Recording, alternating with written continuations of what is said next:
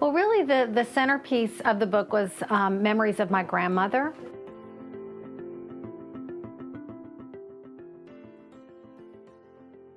I do draw a great deal of inspiration from her and from her experience coming to this country. To me, she personifies the American dream. She came to this country from Ireland in 1929 while she was still just a teenager, and she came all alone, sailed across the Atlantic. She was from a very poor family. Her father had been gassed by the Germans in World War I and was an invalid. And my grandmother actually had to quit school at only 12 years old to go to work as a maid in Ireland.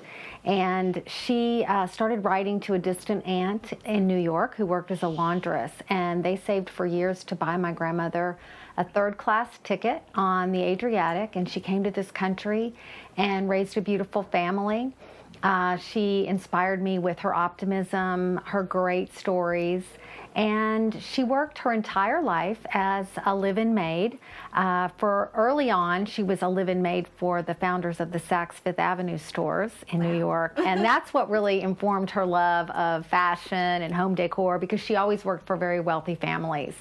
And all during my childhood, when she would visit us in Kentucky, she would come down and she would bring me wonderful things. Most of them were cast-offs from her wealthy employers. She would always bring me like old pieces of costume jewelry or beaded handbags.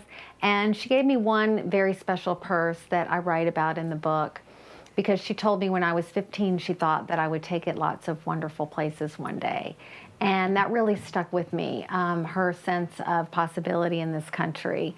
And so I always did. I always tried to take that purse someplace very special, and I even took it to the White House right after Rand was elected. And I felt like my grandmother, her dreams and her hopes for what her family could do and accomplish and be part of in this country really had come to fruition. And she had a great deal of faith. And that's something that I try to remind myself of, to have faith, work hard, and be optimistic.